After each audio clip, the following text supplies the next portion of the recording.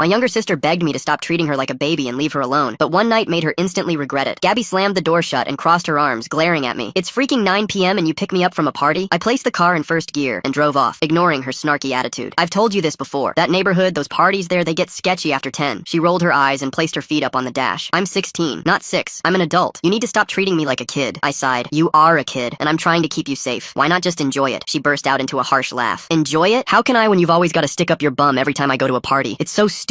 Ever since Mom and Dad died, you act like I'm made of glass. Newsflash, that was 7 years ago. All I want is a normal sibling relationship, not a fake parent to replace them. I felt my blood boil at her comment. I pulled over on the side of the road, fighting back my anger. Fine, fine. You know what? You want freedom? Then you can have it. From that moment on, I just left her alone. No more checking in, no more taking care of her. When she asked to go to parties, I just shrugged. Whatever. Her eyes lit up. She went out that night and didn't come home until 2 a.m. At first, she bragged to everyone. My brother finally chilled out. He doesn't even ask where I'm going anymore. But sometimes I'd see her chat bubble open, typing to me before disappearing. When she got the flu, instead of taking off work like usual, I just left Gatorade and Tylenol on the counter, only to come home at midnight to find her sobbing, crawling to the bathroom. We also stopped eating together, stopped talking altogether. Even for her birthday, I stayed in my room while she set up and cleaned everything herself. No gifts, no birthday greetings. After a few weeks, she stopped bragging to her friends, looking lonelier than ever. Then that Saturday morning, she came into the kitchen while I was making coffee. There's a party tonight at that really dangerous neighborhood you told me to stay away from. Cool, I said, stirring my coffee. She stared quietly like she was waiting for a longer answer, then finally snapped. That's it? Just cool? You're not gonna tell me to come home early? Or pick me up at 9 p.m. like a psycho? I glanced at her. Yup. Can't you at least show you care like a brother? Ugh, forget it. I don't need you anyway. Yeah, I said, sipping my drink. You made that pretty clear. She grabbed her jacket and slammed the front door so hard, it knocked over the last picture we ever took when our parents were still alive. It's funny because no matter how hard I tried to act cold around her, I couldn't help but worry. 10 minutes after she left, I grabbed my keys and headed out. I parked my car a few houses down, just enough so I could see all the kids attending. I worked from my laptop, glancing up every time someone was leaving to see if Gabby was with them. But then at 2 a.m., my phone rang with Gabby's name plastered on the screen. My heart nearly stopped. Her voice was barely above a whisper. Jake, can you come get me? What happened? Please just come. She was crying. I sprinted out of my car and forced my way into the party. I found her sitting by the pool alone, clothes wet and shivering, makeup dripping down. I pulled off my jacket and wrapped it around her. Party's over, kids. Go home. Everyone scrambled out while I carried her to the truck. When we got home, I headed straight to the bathroom to warm it up for her. You came back for me, she whispered, staring at the water filling the tub. I was a jerk, and you still helped me. I reached over to check the water's temperature with my hand. You've always put me first, sacrificed everything for me. Your life, your dreams. I just wanted to be an adult too. She sobbed into her hands. Gab, stop. But I get it now, she said, tugging at my shirt. You weren't trying to be my parent. You're still a kid too, trying to figure it out. But we need better rules. I'll share my location, but don't check on it so obsessively, okay? Just for emergencies. You can pick me up at 11 for parties. Not too early, not too late. And lastly, she pouted, can we do things you enjoy too? I want to see you go out. Get a life. Find a girlfriend, maybe. This house is too empty with just the two of us. I grinned and ruffled up her hair with the towel while she squealed. Bossing around your older brother now? She giggled. That's what families do.